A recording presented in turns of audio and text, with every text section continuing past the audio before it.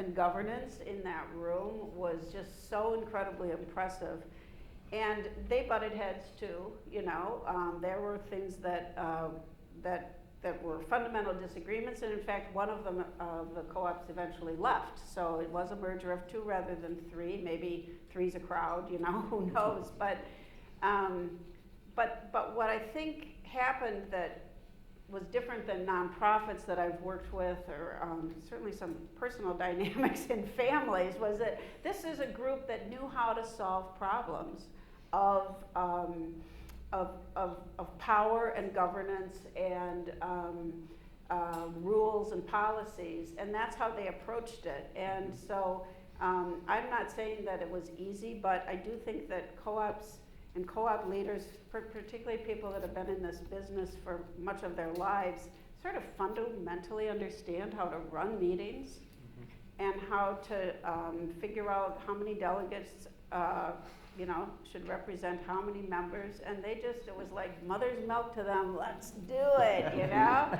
And it turned out to be a lot of fun, and it's been a successful co-op. So. Yeah, that's a great story, and I might add to that list of things that are key, and Dick alluded to it, is and I think we have the example sitting with us right now, is leadership. And it might be, I can only imagine Ann's quiet leadership to bring those co-ops and make sure that those conversations, you know, that it was there, they had the knowledge, how to get that thing done, and you made the space to make it happen, right? And I guess I didn't say it in so many words, but I had so much respect for it too. So you're right. I mean, it wasn't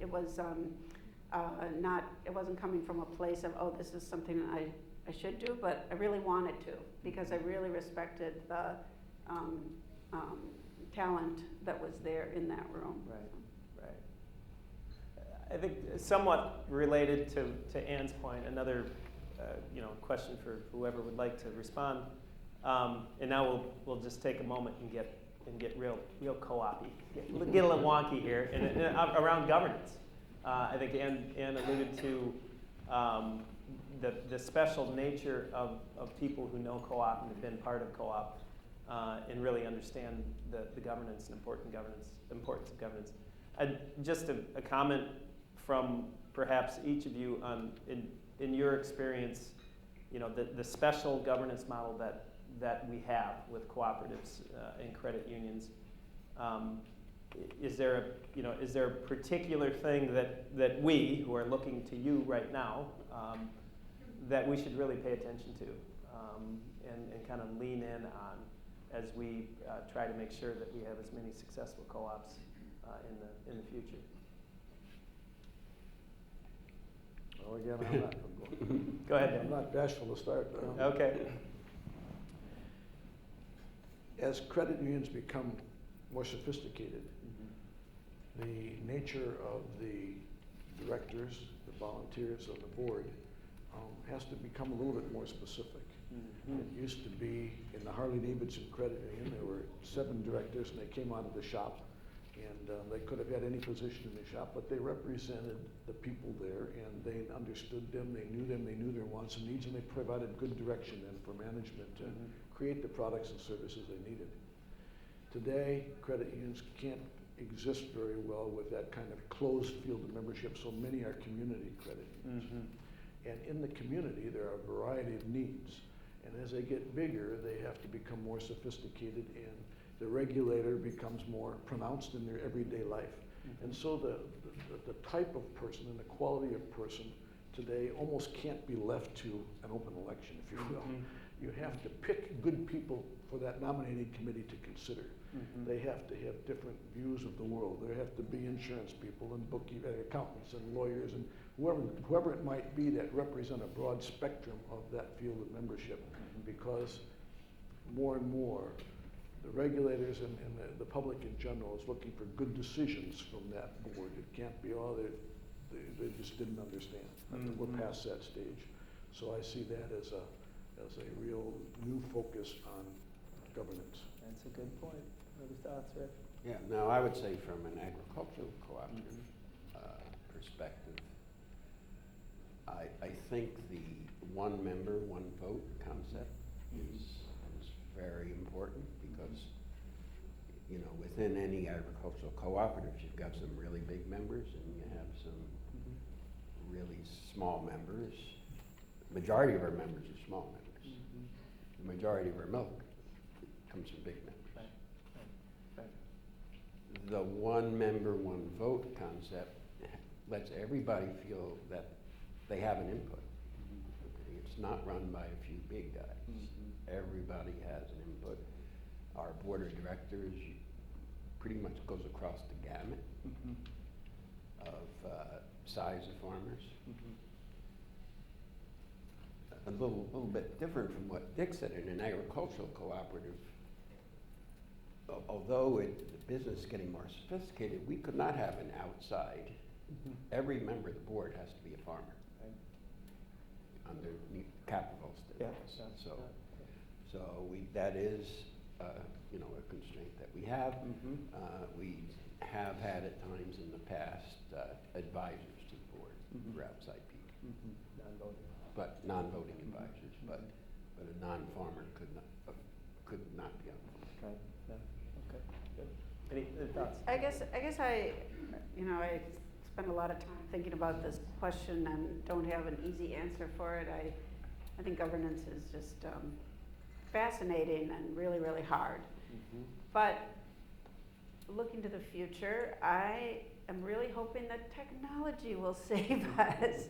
And I don't say that as facetiously, really, because I do think that there are ways to bring people together through and get people to have input through technology. I mean, we've already seen it on some level, but I think we're really just at the very beginning of how we can gather people's opinions and information from people easily, and particularly people who are on their phone all the time. And I was talking to somebody the other day about a box that can sit on a table, record a conversation about some issue, and then do an analysis of it.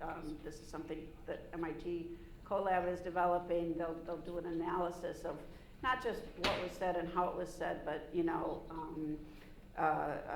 a deeper level than any one of us can kind of hear. And I'm not starry-eyed about this stuff. I really believe in personal relationships. But I also think that we need some new tools, because what we've done for 2 or 3 generations is no longer actually going to work. We don't get people to meetings. We don't.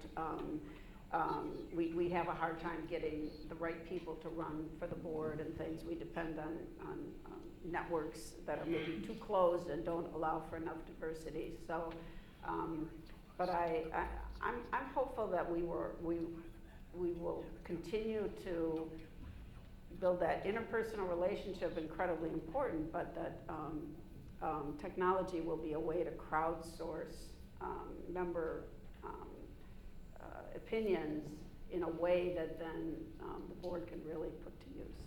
Okay. Great. Other Terry? Yeah. I completely agree with this idea that boards need to bring on expertise, and that we can't afford not to understand what industry we are in and what community we come from. I also think that boards need to pay particular attention to a couple of issues. One of them is civility.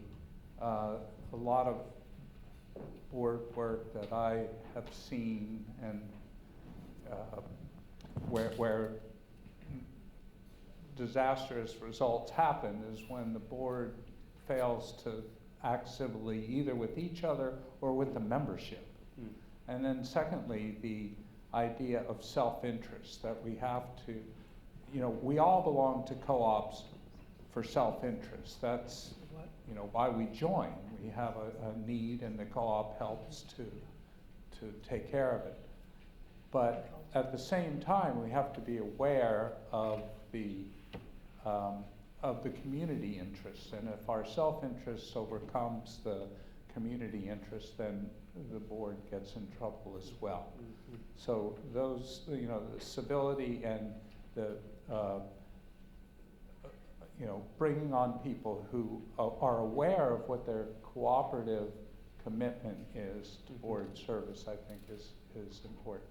That's a really good point, Terry. And as this civility seems to be a harder and harder thing to come by, and as cooperatives, certainly the hope and aspiration that be it's one of those places. It's a problem-solving place, and if people bring the shared values and principles, it's a place that should be continued to be lifted up.